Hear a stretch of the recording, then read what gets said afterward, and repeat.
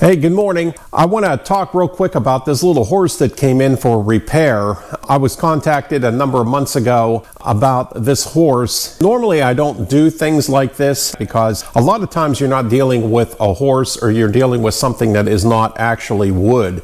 You might be dealing with something that's fiberglass or plastic or something along that line. And when you get into that, I don't like to mess with that. But this particular client contacted me and she said, is there anything you can do to help me out here? She sent me pictures and I looked at it and I thought it was pretty interesting. I really like the overall. It's a cute horse. So I said, well, let's take a look at it. They live about 3 hours away from me and they brought it here and dropped it off. It has a few little hairline cracks and the paint here on the forehead is bubbled just a little bit, and they asked if I might be able to repair that. They've looked around and were contacting all kinds of different people and nobody would touch this. And then they found me and I thought, well, I like a challenge, so sure, let's give it a shot. So they brought it here and I'm gonna try to see if we can't repair this little bit of a bubble and go through and just fix some of the little tiny cracks that have opened up, and then we'll put the jewels back on that have fallen off. We'll get those put back on. So let's get this horse pushed into the paint booth. Let's see what we can do with it.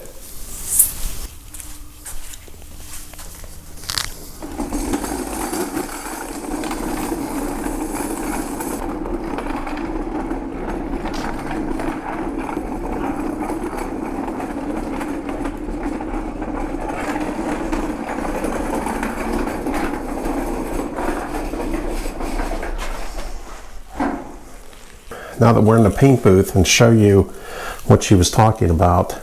The paint has cracked and there's actually lifted here a little bit. It's bubbled and we've got a few little hairline cracks up here in the mane, in the gold, and that's pretty much the worst of it.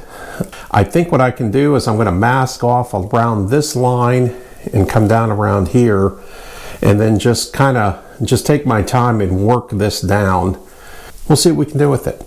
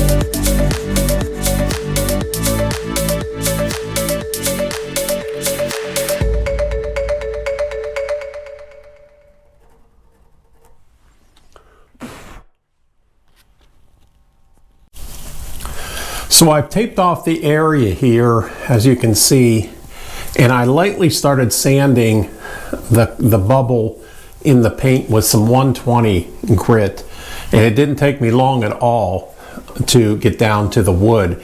And I think what's going on, I think I figured out why that happened. When this was carved, and I think this was machine carved, I certainly don't think this was hand carved, but it is a nice representation of a small carousel horse. And again, I think, in my opinion, it warrants putting a few hours and fixing the few flaws that it has in it. That being said, I went ahead and I sanded with 120, and when this was carved, it looks like this spot right here is a knot. And so with the temperature changes over time, this is cracked. And I've got a dental pick here, and I think I'm just gonna go in here and lightly pick out and try to open up that crack a little bit, and then I can go in and put a little bit of epoxy in there and try to bond that back together, give it a sand, and then we'll primer it and we'll touch up the paint and see if we can't airbrush and feather this paint back in so that you never even know I did anything. And then we'll go on through and I'll look, there's a few little hairline cracks, real small, but again, I think we can go through and touch this horse up and get it all fixed back up. So that's the plan for now.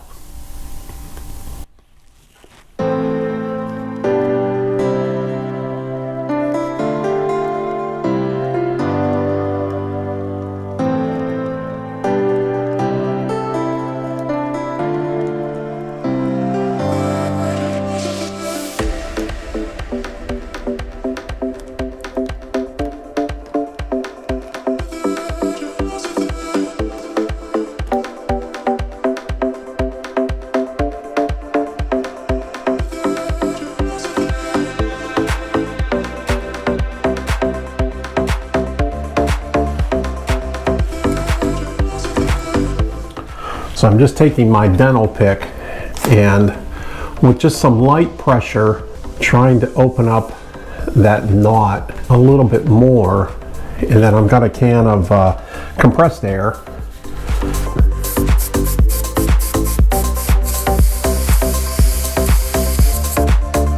While I'm doing this, I'm thinking to myself, what's the best course to repair this? Thinking about it, I was going to use my epoxy wood because that does bond to the wood, but I think with this repair, I think I'm better off to do a two-part epoxy and put inside that crack, because I really want that crack to bond again. I don't want that to spread down the road. So I think mixing up a little bit of two-part epoxy and filling this crack and letting it sit and then sanding it, I think that's going to be the best repair for this. And then if I need to, I can always take my Quikwood, my epoxy wood, and kind of maybe lay just a layer over top of that, because I do feel, just like painting a car or anything like that, because I've gone down below the paint, so I have a little bit of a divot there, so I could skim coat just a little bit of that Quikwood over top of that, sand it, feather it out, and then we'll be ready to primer.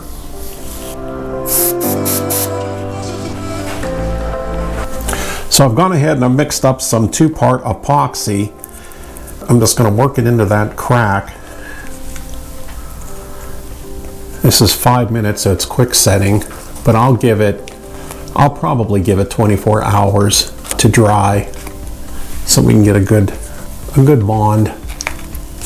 I'm just going to take my little applicator here and just push it into that crack and try to get as much epoxy down and back into that crack to join it as I can.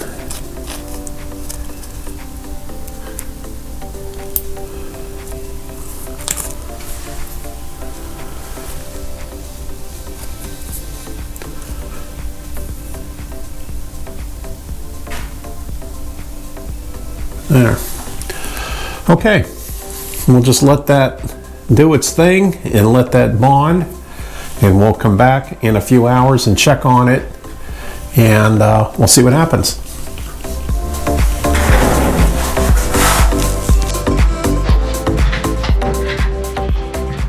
So I've got my Quikwood. I just took a little bit off the tube and I'm just kneading it up and getting it all mixed up really well. And then I keep a lot of these squeegees, these little, just use it, you pick these up pretty cheap at an auto parts store. I keep these on hand all the time. So I just took one and just cut a section off. And so I can go in here and feather this out. These work great, and then you can just kind of throw them away. Get our compressed air, blow this off.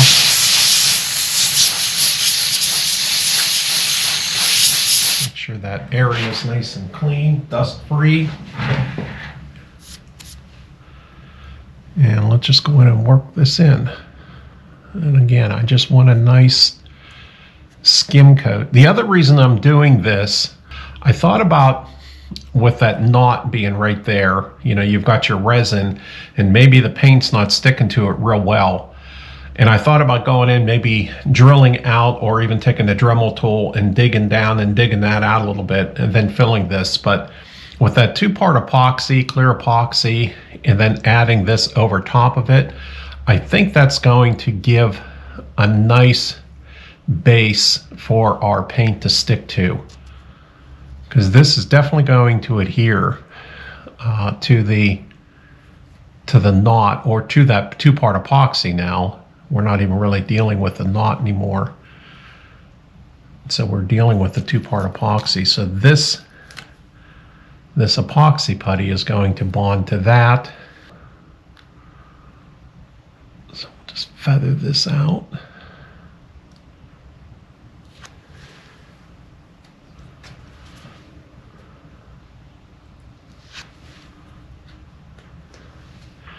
That way tomorrow, when this all sets, I won't have as much to sand.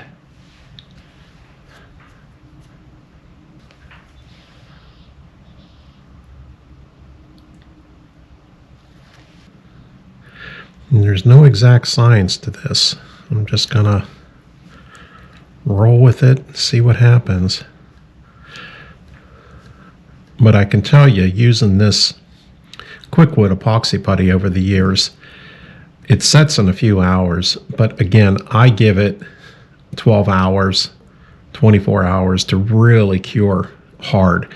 You can come back after 7, 8, 9 hours, and I'll leave a little bit of this out on the bench, and you can still put your thumbnail in it, and that to me tells me it's still soft, even after, you know, 8 hours.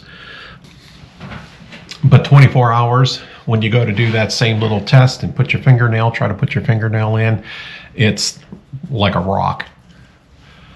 And then you can sand it. When you start to sand it, it sands beautifully. And we'll add a little bit of water.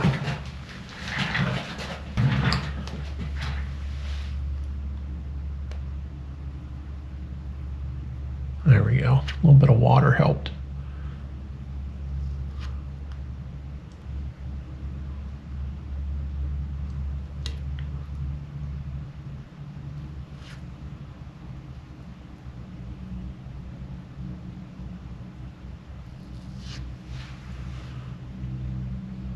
There we go. That looks really good. I'm real happy with that. We'll let that sit now until tomorrow, and we'll come in, and again, we'll take, we'll start with 120, and then maybe I'll take it to 150 and then 220, and just work that out and feather that really, really light. Then we'll hit it with some primer, and then we'll give it some paint, and then we'll play with it and see if we can't get this blended in, and see if we can't repair this. Good, I'm happy. We'll see you tomorrow. Well, it's been 24 hours now, and our skim coat of our epoxy putty is completely dry now and is completely rock hard. So we can go ahead. I'm going to start sanding this lightly with 120, then I'm going to go to 150, and then I'll finish it off with one of my 220 sanding sponges, and then we'll get ready to put some primer on it.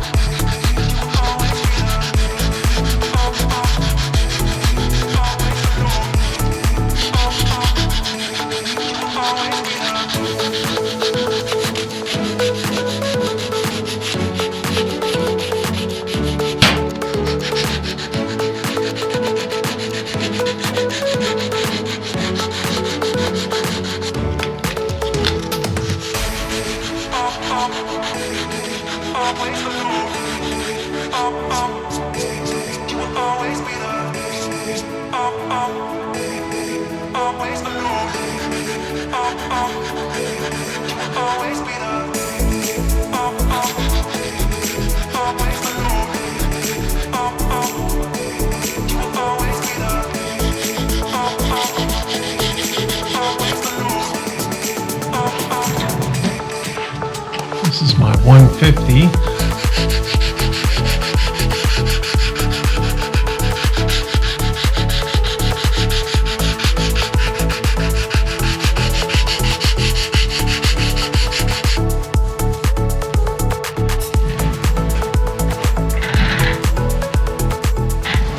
And this is 220. This is a used 220 sanding sponge. I love using these sanding sponges. I've been using these for over 20 years.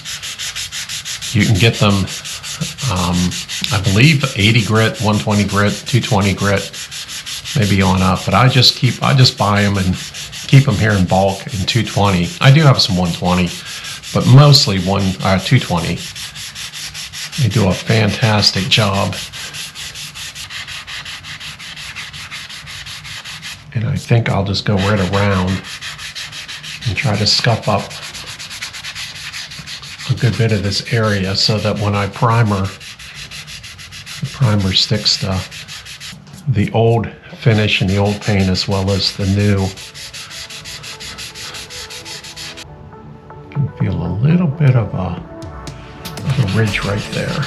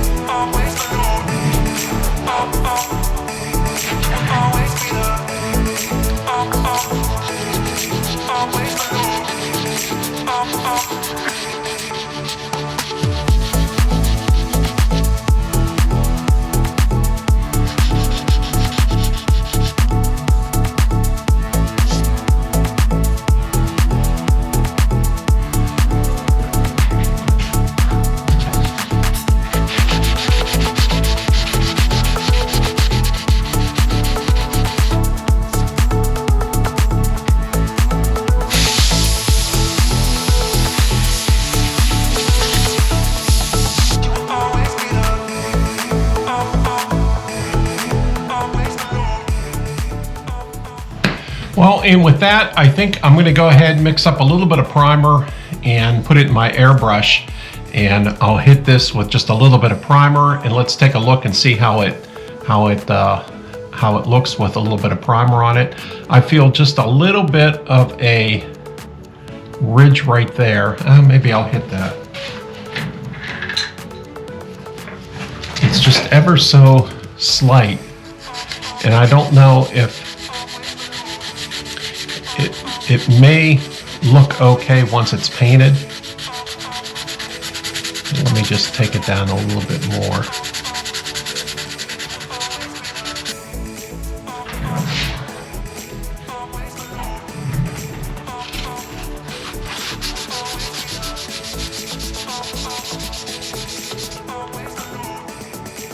Yeah, that did it. I don't feel any ridge, nothing. It just feels perfectly smooth. Perfect. Okay, let's mix some primer up and let's hit this with some primer.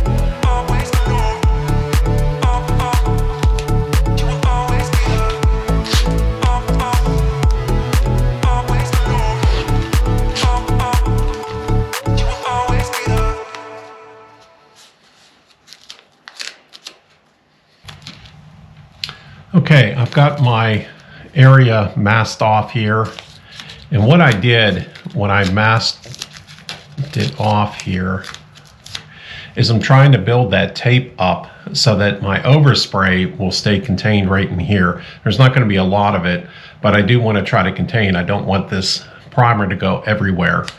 So we're just going to focus on this area right here. I thinned it down really well so it'll go through my airbrush. Let's give it a little bit of primer.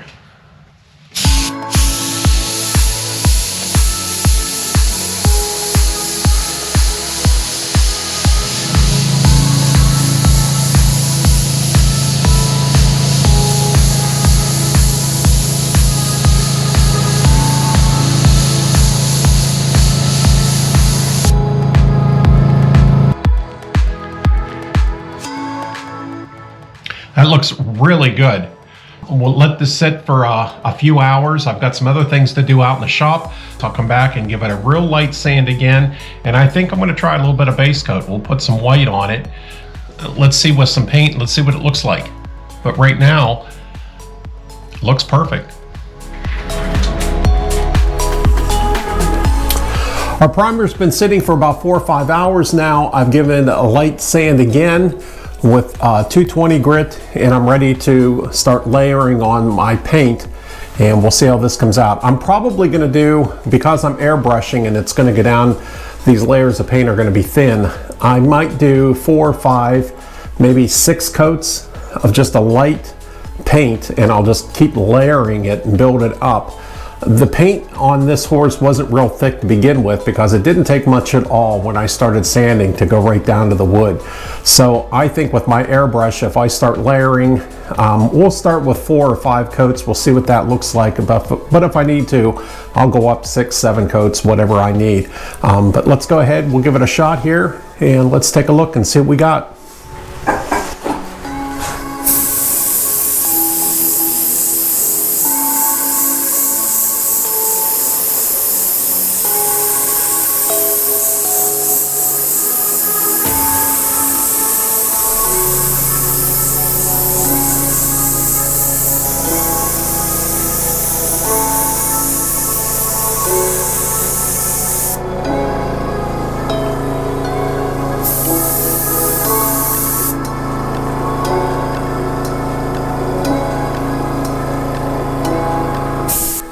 So there's our first coat of paint on our little touch-up area right now.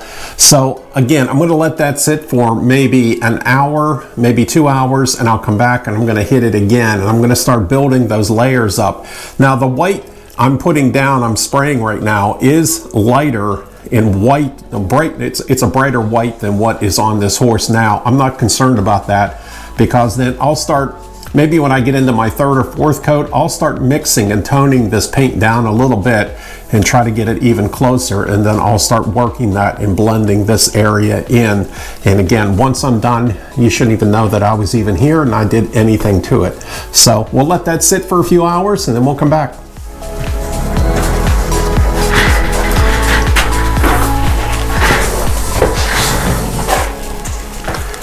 It's been a few hours now, and our paint is dry, so I'm going to go in and I'm going to layer on another layer. Now I went ahead and I did start toning it. Even though this is my 2nd coat, I decided I'm going to try to tone it just a little bit. So what I did is I took my white and I added a drop of a light brown, and then I added just the littlest amount of black and mixed everything together. So it's just a shade darker now. So let's give this a shot and see how it looks.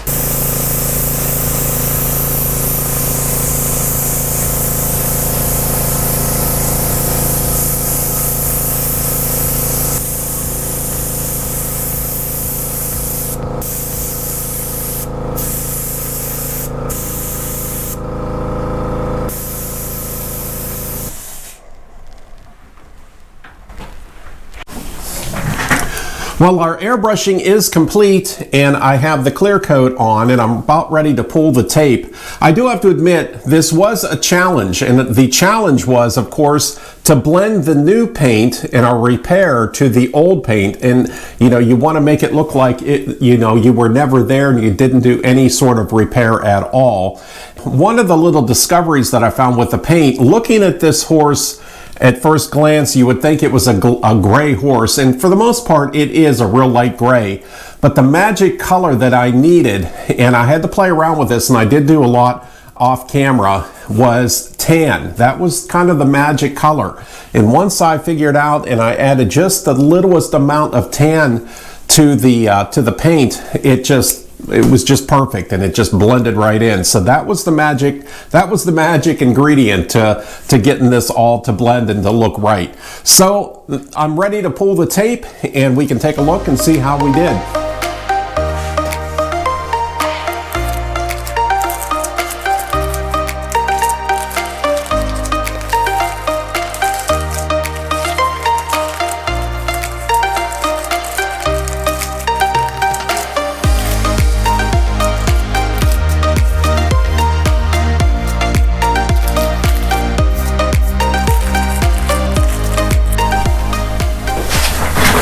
Well, I'm not sure if you can see it on the camera, if the camera really does this justice, but I'll tell you, the paint, I think, to me, looks dead on. It's perfect.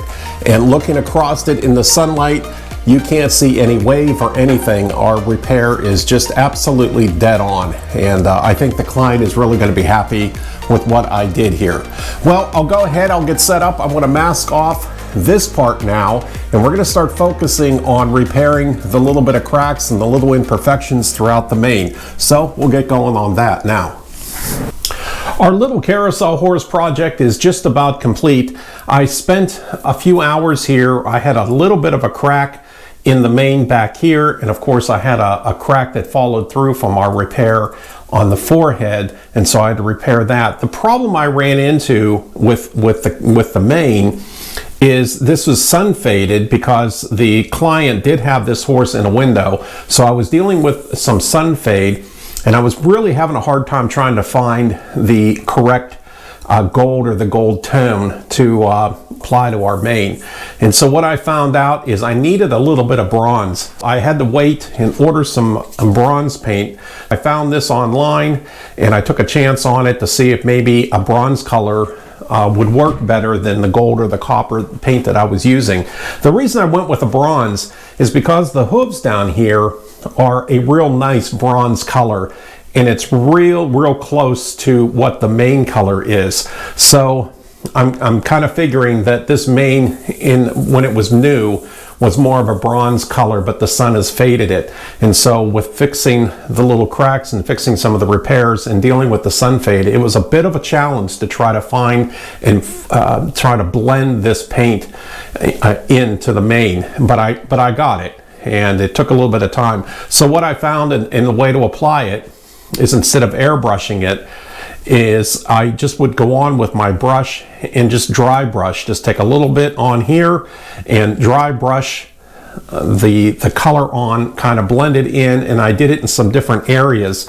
So it really makes that mane pop really well. And so I'm real happy again with this repair. I've gone ahead and I've applied a clear coat all over it. Being that I'm not exactly sure that if this was a lacquer-based finish that was originally on it, I went with a water-based because I'm using water-based paints.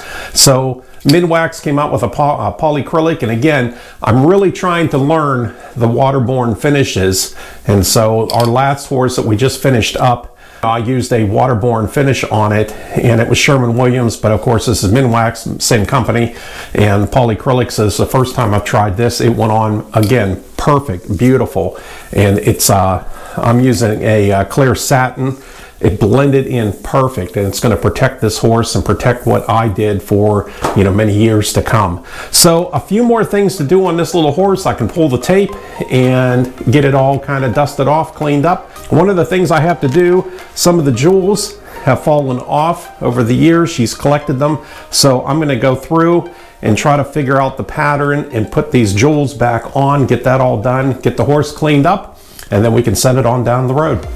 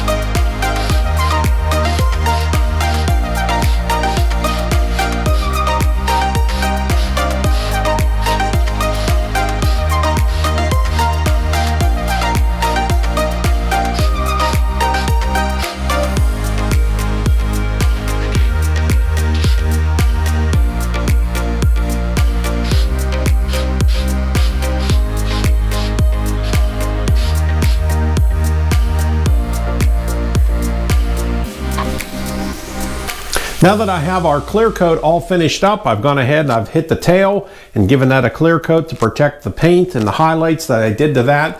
The last thing I need to do is pull the tape, and then some of the gems have come off of the horse. She's collected them over the years when they fell off, and she'd asked if I'd put those back on for her. So I've got some blue, I've got a couple of purple, and some clear, so I need to figure out the pattern and go through. I've kind of looked, I know where the two purple ones need to go, or the two violet ones. The clear and the blue I'm not too sure of, so I think what I'm going to do is just take a little bit of Scotch tape and just temporarily tape them and lay out the pattern, get those correct.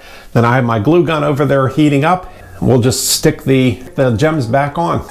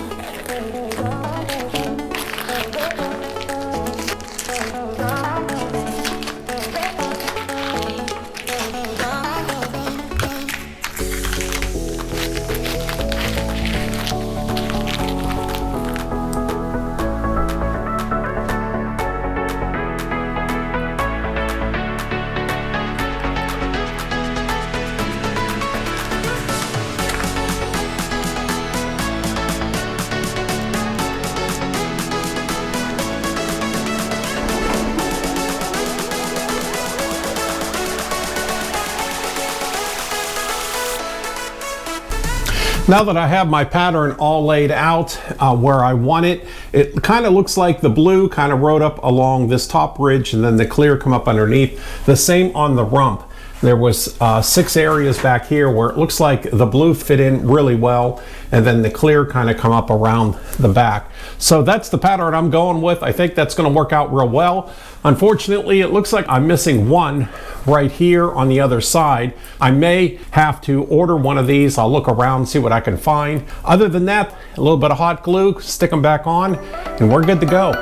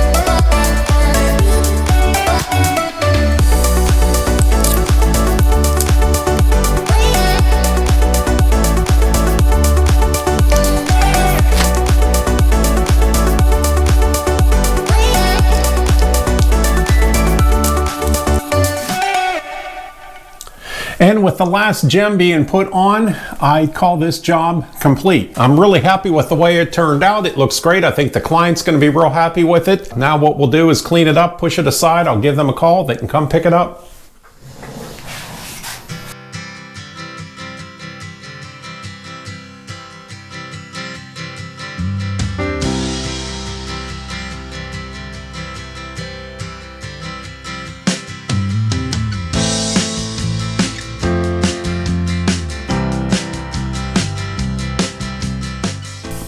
Well, that's one more project that's off the list, and I'm so glad that that repair did not turn into a pickle episode. That could have very easily, but the repair went really smooth and the client was just thrilled with the work that I did. So that's a win for me. Thanks a lot for watching. I hope you've enjoyed this episode. If you did, think about subscribing. You can also check me out on Instagram at Greenfield Woodworks. I have a Facebook page, Greenfield Woodworks as well, and my website, greenfieldwoodworks.com. Thanks again for watching. I hope you tune in again next week.